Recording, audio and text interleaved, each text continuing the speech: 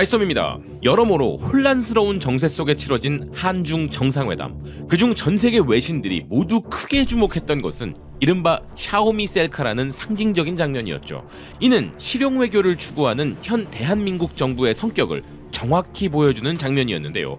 하지만 이뿐만이 아니라 우리는 중국에게 우리가 하나의 중국이란 개념을 존중하고 있음을 재확인시켜주기도 했습니다.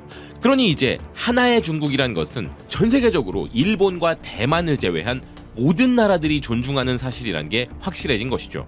한편 중국 역시도 우리에게 실익을 제공하면서 우리 입장에서도 더할 나위 없이 국익에 부합했던 만남이었습니다. 하지만 오늘은 그 내용을 중일 갈등의 관점에서 살펴보려고 하는데요. 일단 미국의 경제 매체 배런스는 우리 정부가 이번 회담에서 북한과의 대화 필요성 및 대중국 무역에 집중하였다면서 실리적 외교에 공을 들였다고 평가하고 있었습니다. 실제로 이번 회담에는 우리나라 4대 대기업 총수들은 물론 200여 명의 경제 관계자들이 동행하여 다양한 협약을 맺고 협력 진행을 추진하는 큰 성과를 거두었는데요. 이러한 한중 기업들 간의 협력에 대해서는 중국의 매체들도 크게 주목했습니다. 그런데 중국이 이번 기회를 통해 우리나라와 손잡기 원했던 가장 큰 이유는 바로 일본이었는데요. 중일 갈등 국면으로 인해 중국은 역사적 사실들을 강조하면서 우리나라와의 연합을 추구하는 모습이었던 것입니다. 항일에 있어서는 두 나라가 한 목소리를 내야 한다는 주장이 시진핑을 포함한 중국 고위 당국자들로부터 한 목소리로 나왔던 것인데요. 사실 이를 우리가 직접적으로 받아서 대놓고 항일 전선을 구축하자고 해버리면 일본과의 관계가 문제가 될 수 있을 것이기에 우리 정부는 상하이의 대한민국 임시정부 청사를 방문하는 것으로 역사적인 사실을 기반으로 한 외교적 제스처를 보여주었습니다. 일본이 딱히 꼬투리를 잡기 어려운 지점까지만 도달하여 중국과의 외교도 강화하고 일본과도 대놓고 척지지 않는 아주 노련한 모습을 보여주었던 것인데요. 영국 매체 인디펜던트 또한 한중 양국이 이렇게 경계선을 타는 부분을 두고 중국은 한중이 역사적으로 동맹국이었다는 점을 강조했고 한국은 이를 평화적인 관계 형성으로 받았다고 해석했습니다. 그러면서 기사는 일본은 양국의 만남이 불편한 입장일 것이라고 덧붙였는데요.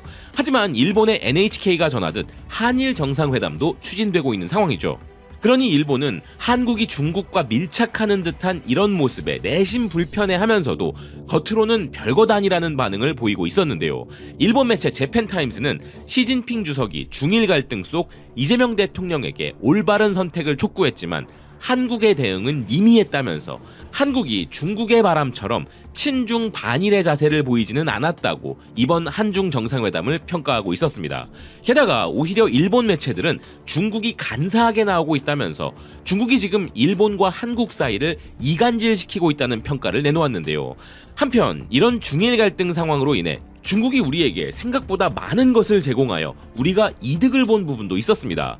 니케이 아시아는 이재명 대통령이 중국 정상회담에서 새로운 시대의 파트너십을 강조하였다면서 2달 만에 한중 정상이 다시 만난 이 자리에서 히토류 공급 보장 이야기가 등장했다는 것에 주목하고 있었는데요. 이에 대해 블룸버그는 중국이 지금 대만 문제로 일본에게는 압박을 가하는 한편 한국에게는 구애 공세를 펼치고 있다는 말로 현재 상황을 정리했습니다. 실제로 이재명 대통령이 중국으로 향하던 동시간에 중국은 폭격기를 일본으로 보내고 오키나와 해역을 도는 위협을 가했는데요. 그런데 사실 중일 간의 군사적 충돌은 미일 관계로 인해 가능성이 희박하기 때문에 우리는 이런 소식에도 그러려니 하지만 일본에는 지금 이와는 차원이 다른 진짜 폭탄이 떨어진 상황입니다. 일본이 과거 우리나라에게 행했던 수출 규제라는 폭탄을 이번에는 일본이 맞게 된 것이었는데요. 그것은 바로 중국의 이중용도 품목 수출 제한이란 조치였습니다. 민간에서도 쓰이지만 군사적으로도 쓰이는 품목의 수출을 막아버리겠다고 하는 일본이 정확히 우리에게 했던 그 비열한 공격을 이번에는 일본이 처맞게 된 것이죠. 기사는 시진핑이 베이징에서 이재명 대통령과 함께 사진을 찍은 지 몇 시간 뒤 일본을 향해서는 전혀 다른 메시지를 보냈다면서 중국은 일본에 대한 이중용도 품목 수출을 전면 제한하며 양국 간 갈등을 한층 더 격화시켰다는 것이었습니다. 그런데 일본이 이렇게 중국의 큰 보복성 조치를 당한 반면 한국은 전혀 다른 대우를 받고 있다는 기사는 200명 규모의 경제사절단이 이번 한중 정상회담에 동행한 것은 현재 중일 관계 악화로 일본 기업인들의 방중 일정이 중단된 모습과 정반대의 상황이란 것이었는데요. 특히 니케이 아시아를 비롯한 일본의 매체들이 정말 깜짝 놀란 이유는 중국의 이번 수출 규제 조치의 명분 때문이었습니다. 중국은 일본 군국주의의 부활을 막겠다라는 일본을 직격하는 명분으로 이번 수출 규제 조치를 했던 것이었는데요. 중국은 일본이 재무장에 대한 야망과 군국주의 부활을 꿈꾸고 있기에 군사적인 용도로 쓰일 수 있는 품목들의 수출은 모조리 막아서 일본의 군사력 강화를 막아내겠다고 대놓고 말하면서 일본에 대한 이번 수출 규제 조치를 실행한 것이었습니다. 그러니 일본은 이에 대해 곧바로 항의할 수밖에 없었는데요. 블룸버그는 일본이 중국으로부터 수입하는 물품 중 40% 이상의 영향을 미치는 이번 수출 규제에 대해 중국을 강력히 비난하며 갈등을 고조시켰다고 보도했습니다. 일본 외무성은 중국 대사관 부대사에게 중국의 이번 조치에 대한 공식 항의를 전달했다는 기사는 이 수출 규제 품목 중에는 히토류도 포함될 것이라면서 이는 일본의 주요 산업에 상당한 영향을 미칠 수 있다고 이야기했는데요. 특히 중국의 이번 조치는 과거 중일 갈등 당시 히토류만 제한했던 것보다 더 광범위한 엄청난 규모임을 기사는 주목했습니다. 그래서 이 중국의 수출 규제 폭탄으로 인해 일본에게는 어떤 피해가 발생하느냐 하는 질문에 대해서는 블룸버그 재팬이 그 답을 내놓고 있었는데요. 일본이 최근 들어 히토류에 대한 중국 의존도를 벗어나 자립할 수 있다는 이야기를 자꾸 내놓고 있지만 아직도 중국에 대한 일본의 히토류 의존도는 무려 70%라는 기사는 2009년의 의존도가 85%였는데 그나마 중국 의존도를 낮추려고 노력한 것이 아직도 70%라면서 이번 중국의 수출 규제는 일본의 모든 공장을 당장 멈춰버릴 수 있다는 것이었습니다. 그리고 이 폭탄의 화력이 실제 어느 정도인가 하는 부분은 일본의 대표적인 싱크탱크인 노무라 종합연구소의 수석 총괄 이코노미스트 키우치 다카히데가 설명해 주었는데요.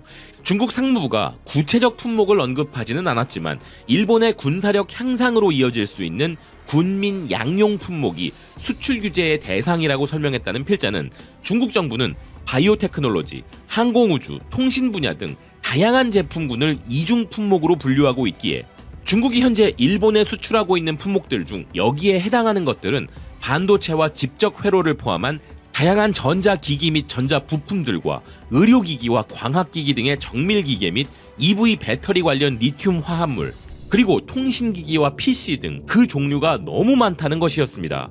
하지만 중국이 이미 이중 품목이라고 정해놓은 것들 외에도 이게 사실 코에 걸면 코걸이, 귀에 걸면 귀걸이식의 기준이기 때문에 수출 규제 대상 품목은 더 늘어날 수도 있다는 것이었는데요. 그리고 이를 2024년 기준 일본의 무역 통계로 보면 전자제품과 통신기기들만 해도 한화로 약 71조 원 규모이고 정밀기계는 3조 7천억 원 규모이며 PC류는 22조 원 규모이기에 이는 중국으로부터의 수입 총액 중 42%에 달한다는 것이었습니다. 하지만 이는 중국 당국이 일본에 대한 군민 양용 품목을 확대 해석했을 경우이고 실제로 어느 정도 규모로 규제가 실시될지는 알 수 없는데 필자가 가장 우려한 부분은 바로 히토류에 대한 본격적 규제였는데요. 히토류에 대한 규제가 실시되면 단 3개월 만에 6조 원 수준의 손실이 발생한다는 필자였습니다. 중국이 이런 엄청난 수준의 보복을 한 목적에 대해 로이터 통신은 일본 내부에서 다카이치 총리에 대한 비판이 고조되는 것을 노리고 있을지도 모른다 라는 일본 정부 관계자의 말을 전하면서 이것이 다카이치 정권을 흔들기 위한 공격이라 이야기했는데요. 이렇게 중국은 일본에게는 폭탄을, 한국에게는 선물을 주겠다는 전략을 노골적으로 동시에 진행하고 있는 상황인 것입니다. 중국은 상대 국가가 그들의 원칙을 깨지 않으면 한국에게 한 것처럼 많은 걸 줄 것이고 그 반대로 그들의 원칙을 건드린다면 강력한 보복 조치를 하겠다는 메시지를 전달하고 있는 상황인 것이죠. 그러니 타이밍상 지금이 중일 갈등 상황이 아니었다면 중국이 우리나라에게 이 정도로 많은 것들을 퍼주진 않았을지도 모르는데 이번에는 일본 보란 듯이 좀 더 많은 선물을 준 느낌이었는데요. 그러니 이번에는 우리가 중일 갈등으로 인해 오히려 이득을 본 것이지만 문제는 앞서 베네수엘라 사태를 두고 연속적으로 설명드린 것처럼 지금의 국제정세 속에서는 중국이 일본을 이렇게 대놓고 후드려 패도 그게 괜찮다고 여겨진다는 점인데 이렇게 우리 주변국들의 갈등이 심화된다는 것은 장기적으로 우리에게 결코 좋은 일은 아닙니다. 그런데 심지어 지금은 미국이 나서서 양국 사이에서 뭔가를 할 수 있는 명분도 없는 상황이니 이 갈등은 더욱 고조되는 모양새인 것이죠. 설마 다카이치가 아직도 이 상황을 미국이 어떻게든 해결해 줄 거라 믿고 있다면 그건 심각한 오판일 가능성이 높은데요.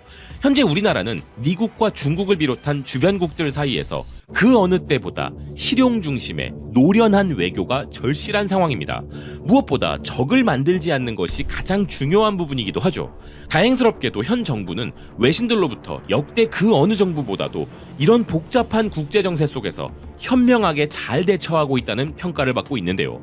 그럼에도 불구하고 당장 내일은 또 무슨 일이 벌어질지 모르는 현실 속에서 앞으로도 수없이 많은 난관들을 만날 것이기에 정부를 향한 우리의 지지가 그 어느 때보다 많이 필요해 보인다는 생각입니다. 시청해주셔서 고맙습니다. 또 뵙겠습니다.